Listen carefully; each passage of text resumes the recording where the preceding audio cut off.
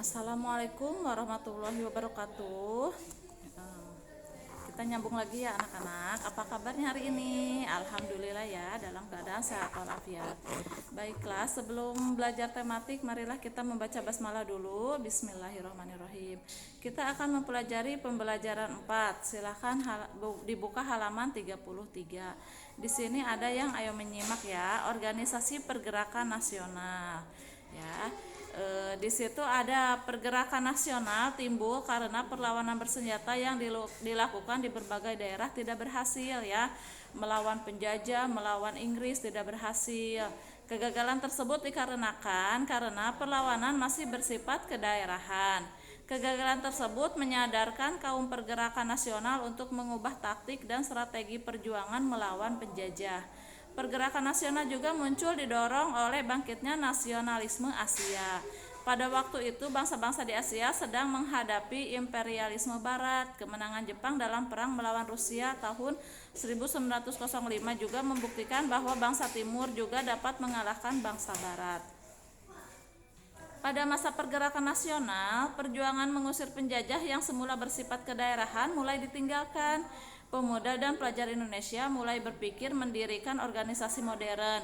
Beberapa organisasi modern yang didirikan adalah sebagai berikut, diantaranya ada Budi Utomo, ada Serikat Dagang Islam, ada Indonesia Parties, ada Perhimpunan Indonesia. Ya, silahkan dibaca halaman 34.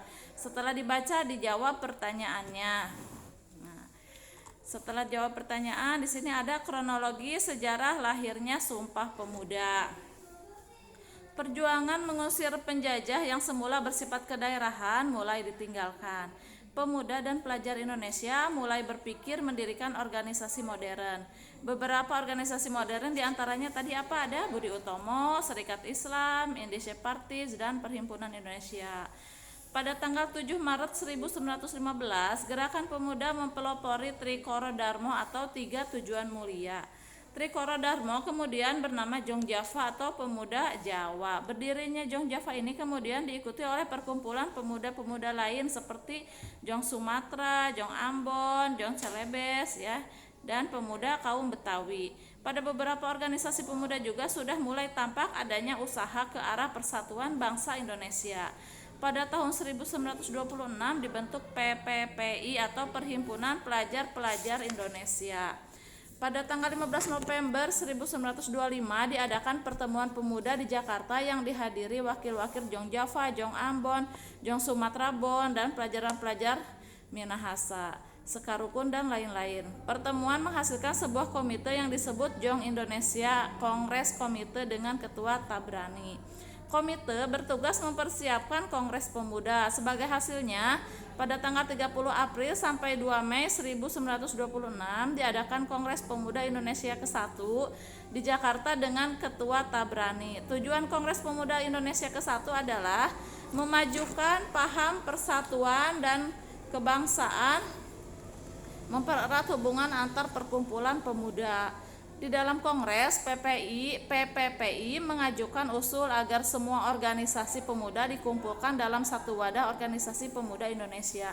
Namun usul ini belum dapat diwujudkan karena rasa kedaerahan masih kuat. Sejalan dengan pemikiran yang berkembang sesudah Kongres Pemuda ke-1, maka diusulkan perlunya penyatuan organisasi-organisasi pemuda. Pada tanggal 15 Agustus 1926 diadakan konferensi yang dihadiri oleh Jong Java, Jong Sumatera Bon, Sekarukun, Jong Islamitian Bon, Jong Batak, Ambonese Strudenden, Minahasa Strudenden, dan Kongres Komite.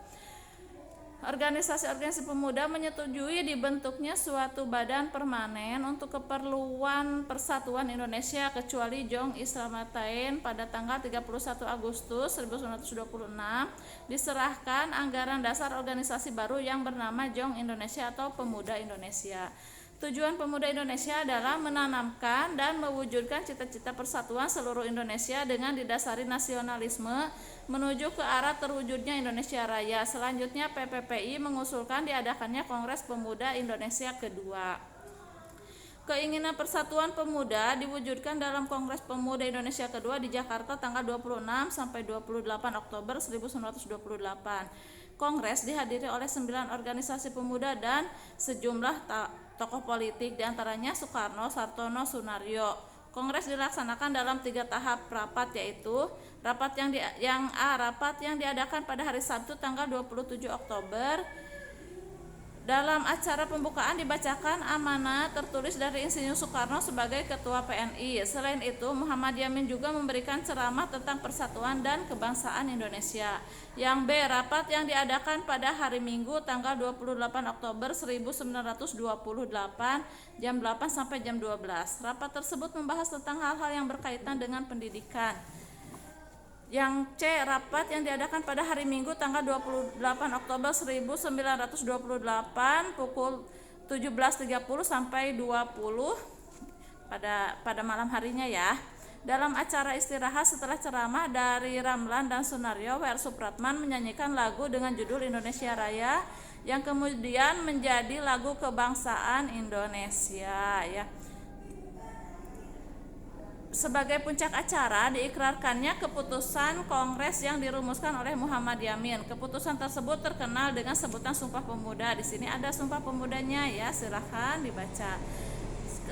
Sumpah Pemuda, kami putra dan putri Indonesia mengaku bertumpah darah yang satu, tanah air Indonesia. 2.